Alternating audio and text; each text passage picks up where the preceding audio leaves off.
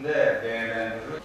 Bu sembolleri kullanmakta maksadımız aslında o kelimeler ya da semboller değil. O kelimelerin ya da sembollerin karşılığı olan anlamlar. Nice insanlar vardır ki ya da nice arkadaşlarımız vardır ki onlar da muhabbet etmeyi sever. Hemfikiriz. Yani bizde Allah'ın olarak bir ifade vardır. Leb demeden leblemeyi anlama. Şimdi biz bu kelimeleri ya da anlamları edinirken aslında geçmişten gelen ama bugünün de yaklaşımlarını da dikkate aldığımızda belli bir durum karşımıza çıkıyor. Evet, burada söz konusu olan şey aslında gençliğin ya da bizlerin kullandığımız cümlelerin ya da kelimelerin burada tekrar özetlemek gerekirse bu tabloyu eğer hakikatin gerçekleşmesi anlamına gelen şeyin sahip olduğu veriyle kişinin sahip olduğu bilgi örtüşmüyorsa hakikat gerçekleşmiş olmuyor. Böyle en büyük sorun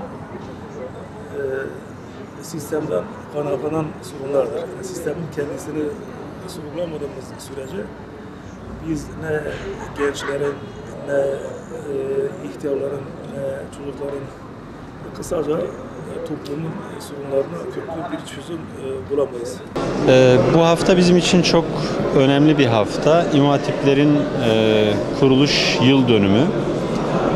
İmam Hatipler bu ülkede çok önemli bir değişimin, dönüşümün vesilesi oldular. Özellikle din eğitiminin ve manevi eğitimin, ahlakın yeniden bu topluma yerleşmesinde öncü insanlar oldular. O açıdan bu haftayı biz çok kıymetli buluyoruz. Bu çerçevede bütün Türkiye'deki İmam Hatip mezun dernekleriyle, İmam Hatip yöneticileriyle, gönüldaşlarıyla beraber 2 günlük bir kurultay düzenledik. Ayağımızın tozuyla buraya geldik. Bugün de Bingöl'de üniversitemizin düzenlediği gençlikle ilgili bir sempozyumdayız. Ben Deniz inşallah nasip olursa bugünkü oturumda gençlikle sivil toplumun ilişkisini anlatmaya çalışacağım. Sivil toplumu şu anlamda biz önemsiyoruz, vakıflarımızı, derneklerimizi. Gençler üniversitedeki formel eğitimin, standart eğitimin dışında farkındalık oluşturmuş olacaklar. Farklı yaklaşımları, farklı yorumları görmüş olacaklar. Bu açıdan üniversitedeki eğitim kadar üniversite dışındaki destekleyici çalışmaları önemli buluyoruz.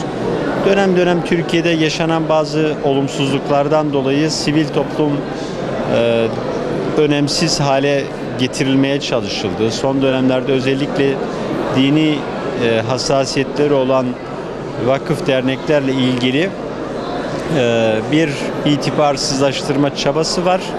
Ama tam tersine biz şuna inanıyoruz.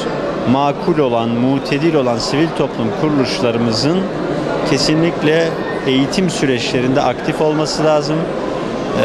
Ve eğitimi planlayanların, bürokratik ya da siyasi olarak planlayanların da bu tür sivil toplum kuruluşları ile ilgili gönüllerinin rahat olması lazım.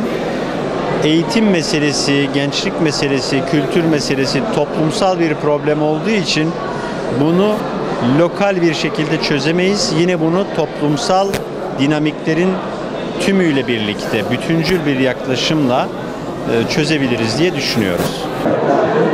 Senin ne var?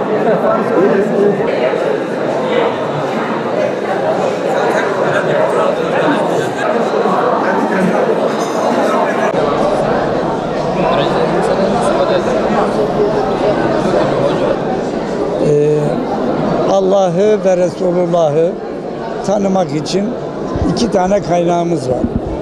Birisi Kur'an-ı Kerim, diğeri Peygamberin sünneti.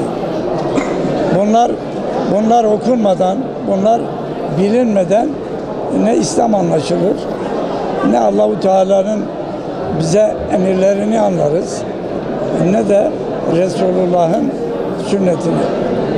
O bakımdan Allahu Teala bize Mekke'den bir insan göndermiş, bizim gibi bir insan. O bize bir mesaj getirmiş.